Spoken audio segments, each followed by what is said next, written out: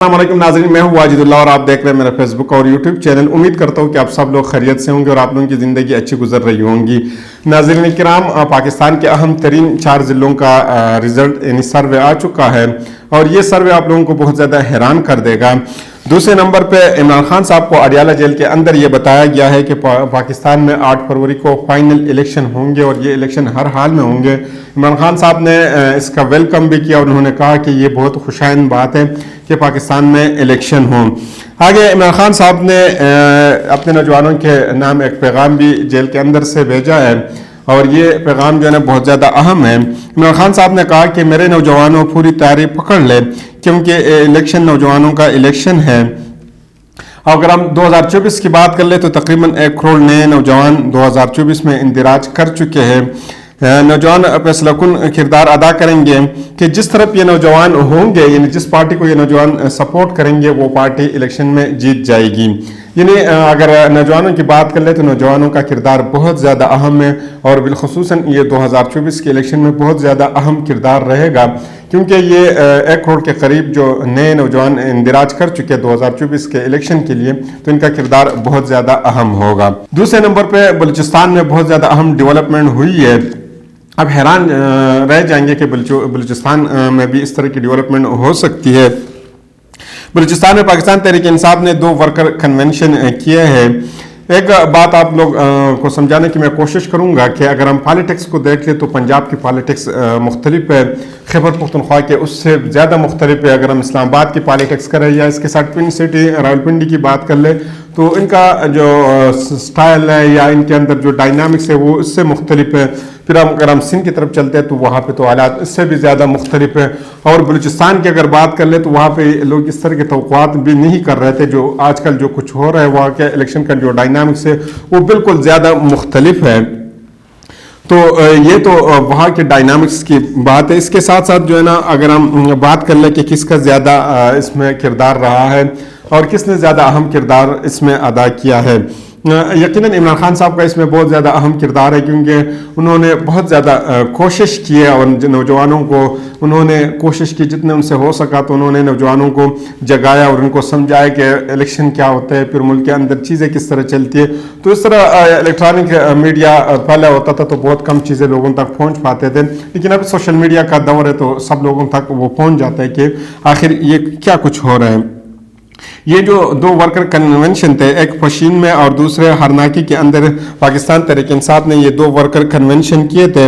आपको याद भी होगा कल परसों हमने वीडियो भी इसके ऊपर बनाई थी और आपको याद भी होगा कि शुएब शाहीन साहब उसके लिए गए थे। जब वो एयरपोर्ट पे पहुंचे थे, कोटा एयरपोर्ट पे पहुंचे थे तो वहाँ से उनको वापस लाहौर भेज दिया गया था।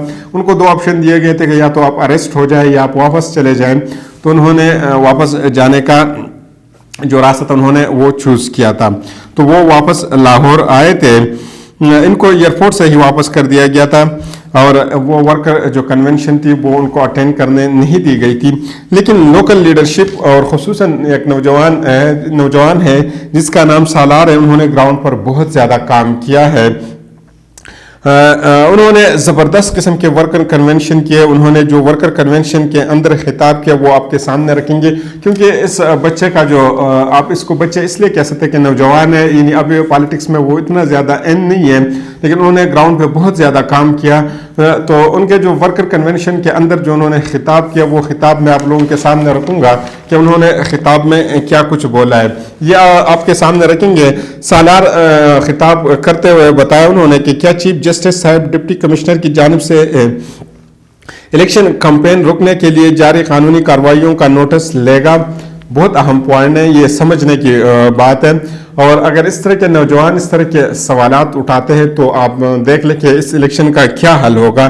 फिर आगे उन्होंने बताया कि कल रात हमारी पार्टी के सीनियर रहनुमा मलिक अब्दुल वारी काकड़ के घर पर छापे मारे गए हैं और उनको डराया धमकाया गया है।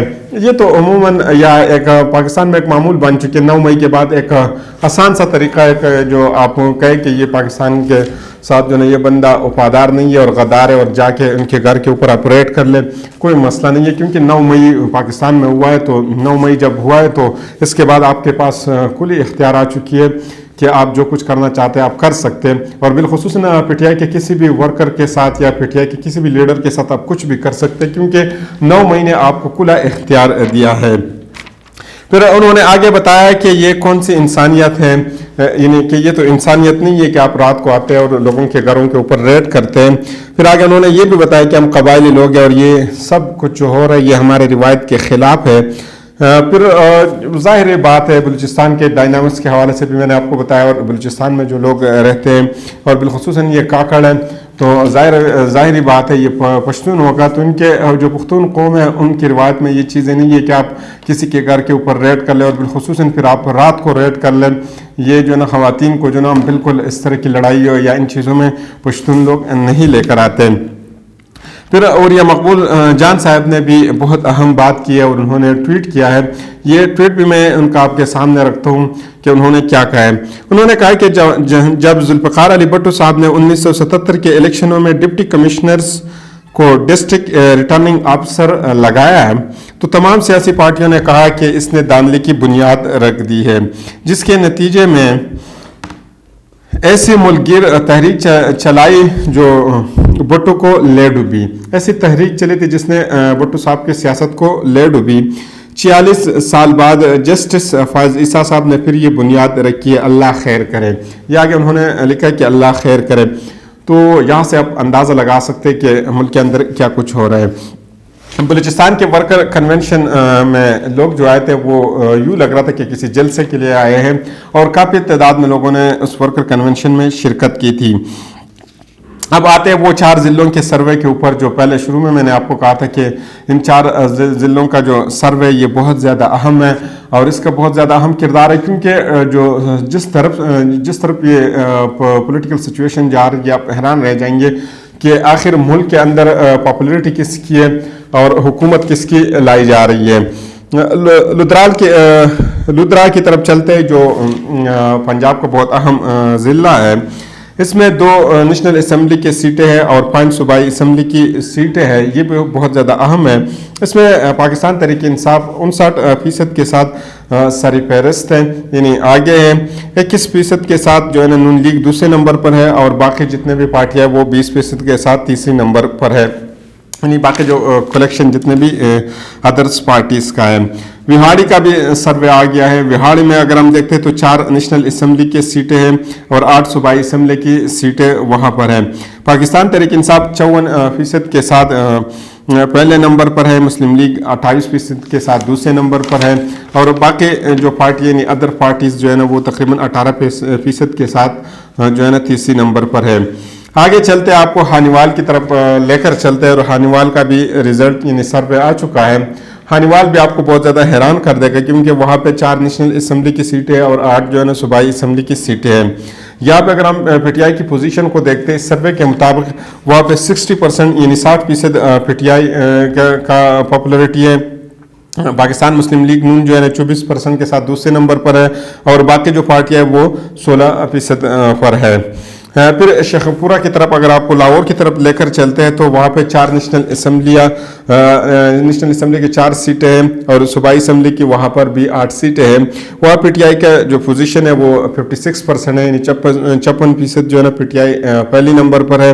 پاکستان مسلم لیگ نون جو ہے نا وہ 28% دوسرے نمبر پر ہے، اور دیگر پارٹیوں کی جو پوزیشن ہے وہ تقریباً 16% ہے۔ تو یہ سروے جو آتے ہیں اس کو اگر ہم دیکھ لیں تو اس سے اندازہ ہو جاتا ہے کہ پاکستان تحریک انصاف کی کتنی پاپولرٹی ہے، اور ملک میں جو ہے نا یہ بہت زیادہ مقبول ترین پارٹی بن چکی ہے۔ آدھا سے زیادہ جو ہے نا اگر ہم دیکھ لیں پی ٹی آئی کی وہ جو ہے نا زیادہ تر پاپولرٹی ہے، اور باقی ساری پارٹیاں ملا کے بھی ان سے کم جو ہے نا ان کی پاپولرٹی ہے پاکستان میں۔ اور بالخصوصاً اگر ہم پنجاب کی بات کریں تو پنجاب بہت زیادہ اہم ہے۔ تو اگلے ویڈیو تک مجھے اجازت دیجیے، اللہ حافظ۔